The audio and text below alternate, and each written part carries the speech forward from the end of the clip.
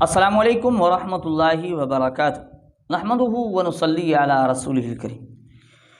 ناظرین اکرام، کچھ دن پہلے غیر مقلد عاقل کے خلاف ہم نے ایک ویڈیو بنائی کہ وہ اس لیے بنائی کہ غیر مقلد عاقل نے میرے خلاف ایک ویڈیو بنائی تھی، تو ہم نے دوبارہ اس پر گفتگو کی اور یہ سمجھانے کی کوشش کی کہ یہ عاقل صاحب ایسے مسائل جو بتاتے ہیں۔ بات یہ ہے کہ جو اس وقت مسئلہ عام ہوا پڑا نا، وہ یہ ہے مرد و عورت دونوں کا ایک دوسرے کی شرمگاہ کے بوس و کنار اس حد تک جانا، یعنی عورت مرد کے شرمگاہ کو منہ میں، نفس کو منہ میں لے لیتی ہیں اور چوستی ہیں۔ ٹھیک ہے، ایک ہوتا ہے بوس و کنار کرنا، ایک چوستی ہیں، چوسنے سے توبت خارج ہوتی ہے، وہ تو آپ نے بتایا کہ، اور دوسرا مرد جو ہے عموماً عورت کی شرمگاہ کو بوس و کنار کے بعد اگلے مرحلے میں یہ کرتے ہیں کہ اس کی شرمگاہ کے اندر اپنی زبان ڈالنے کی کوشش کرتے ہیں اور اندر تک اس کو چوستے ہیں، جیسے اندر سے کوئی رس چوسا جا رہا ہو۔ اس کنڈیشن کے اندر تھوڑی اب وضاحت کر دیں کہ اس حد تک جانا کیونکہ کہ عورت کا پورا جسم مرد کے لیے اور مرد کا پورا جسم عورت کے لیے حلال ہے۔ ہن لباس لکم وانتم لباس لہن، یہ تو بنیادی قاعدہ اللہ رب العالمین نے بیان فرما دیا ہے، اور اس سے اس جسم سے لذت حاصل کرنا اور عورت کے جسم سے مرد لذت حاصل کرے، یہ دونوں کے لیے جائز ہے۔ حرام ہونے کی اگر کسی کے پاس کوئی دلیل ہو تو وہ پیش کرے، کیونکہ ہمارے ہاں تو یہی سمجھا جاتا ہے نا کہ بس مباشرت یہ ہے کہ عورت مردہ زمین پر یا بستر پر لیٹی ہو اور مرد فارغ ہو جائے، حالانکہ یہ لذت اور ہم بستری یا اجماع کا ادھورا کنسپٹ ہے۔ یہ انتہائی بے حیائی والے ہیں، یہ امت میں نہیں پھیلانے چاہیے، یہ عقل ایک غلط کام کر رہی ہے۔ تو اس پر میری اس ویڈیو پر اور بہت سارے دوستوں کے کمنٹس آئے، بہترین کمنٹس آئے ہیں۔ ان میں ایسے جو اہل الحدیث کہلانے والے ہیں، انہوں نے بھی اس چیز کا اعتراف کیا ہے کہ بھائی یہ جو ہے نا عاقل صاحب کی یہ بات درست نہیں ہے، انہوں نے بھی اس چیز کا اعتراف کیا ہے۔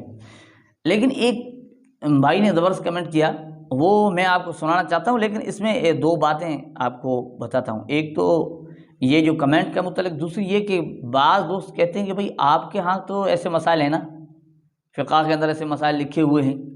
اس پر بعد میں بتاتا ہوں آپ کو، اس پر بعد میں گفتگو کرتا ہوں۔ پہلے اس بھائی کے کمنٹ کی طرف چلتے ہیں۔ اس بھائی نے لکھا، آپ اسے دیکھ سکتے ہیں اسکرین پر، وہ لکھتے ہیں کہ محمد عاقل کی بے عقل باتوں کو سن کر، بار بار سنتے تھے اس عاقل کو، محمد عاقل کی بے عقل باتوں کو سن کر میں نور ٹی وی جدہ سے اتنا زیادہ بیزار ہوا کہ مسلک اہل حدیث سے مجھے نفرت ہو گئی۔ یہ اہل حدیث کہلانے والوں کے لیے بھی لمحہ فکریہ ہے کہ غیر مقلد عاقل ان کے لوگوں کو مسلک اہل حدیث سے متنفر کر رہے ہیں۔ مسلک اہل حدیث سے مجھے نفرت ہو گئی، کہتے ہیں حالانکہ 15 سال پہلے غیر مقلدوں کی باتوں کو سن کر اور ان کے درس میں بیٹھ کر میں بھی غیر مقلد ہو گیا تھا۔ 15 سال پہلے کہتے ہیں میں بھی غیر مقلد ہو گیا تھا ان کی باتیں سن کر۔ آگے لکھتے ہیں اللہ کا فضل ہے آج میں صرف مسلمان ہوں اور تمام ائمہ مجتہدین کو قدر کی نگاہ سے دیکھتا ہوں۔ آخر میں لکھا محمد عاقل نابالغ ہائے۔ اب دیکھیں اس بھائی کو تو بات سمجھ میں آ گئی نا کہ یہ جو ہے نا یہ بات بالکل درست نہیں ہے، ان کی ایسی باتیں درست نہیں ہیں۔ اس بھائی نے تو مان لیا۔ اب چلتے ہیں اس طرف جو بھائی یہ کہتے ہیں کہ بھائی ایسے مسائل تو فقہ کے اندر لکھے ہوئے، آپ کی کتب کے اندر ایسی بہت ساری ایسی چیزیں لکھی ہوئی ہیں۔ اب دیکھیں آپ کو بڑی زبردست بات بتاتا ہوں، اگر سمجھو گے تو ہمارے جتنے مسائل ہیں نا، کیا کہتے ہیں کہ فقہ حنفی کس چیز کا نام ہے؟ مفتہ بہا اقوال کا نام ہے۔ وہ قول جو مفتہ بہی ہو۔ مفتہ بہی کا مطلب کیا؟ بہت سارے ایسے اقوال ہیں ایسے جو غیر مفتہ بہا ہیں۔ کیا مطلب کیا ہے؟ مطلب سیدھی بات ہے نا کہ جس پر علماء نے فتویٰ ہی نہیں دیا، ایسا قول فتویٰ کیوں نہیں دیا؟ وہ ناقابل عمل ہے۔ اب ایسی اگر آپ چیز لاتے ہیں جو علماء اس پر آپ کو عمل کا فتویٰ ہی نہیں لگاتے کہ اس پر عمل کرنا ہی نہیں ہے، تو پھر اعتراض کی بات کیا رہ جاتی ہے؟ اور عاقل تو عمل کی دعوت دے رہے ہیں، فرق آپ کو نظر نہیں آتا؟ ایک ایسی چیز آپ یعنی ڈھونڈ ڈھونڈ کر کوئی نکالتے ہیں، لیکن علماء اس پر فتویٰ نہیں دیتے، کہتے ہیں بھائی یہ غیر مفتہ بھی ہے، یعنی یہ اس کا عمل نہیں کیا جائے گا، معمول بھی نہیں ہے، ٹھیک ہے نا، جس پر عمل نہیں کیا جا رہا، یعنی ایسی چیز ہے جو عمل کے قابل ہی نہیں ہے، نہیں اس پر عمل کرنا، یہاں تو عمل کی دعوت دی جا رہی ہے۔ تو ناظرین یہ بات آپ کو سمجھنی چاہیے، اس چیز سے دھوکہ نہیں کھانا چاہیے کہ کوئی کہتا ہے عمل، کوئی چیز لائق ہے تو وہ اس پر عمل نہیں کیا جا رہا، بلکہ اس سے منع کیا جا رہا ہے ایسی چیزوں سے عمل پہ، اگر کہیں کوئی ایسا قول لکھا ہوا ملتا بھی ہے تو۔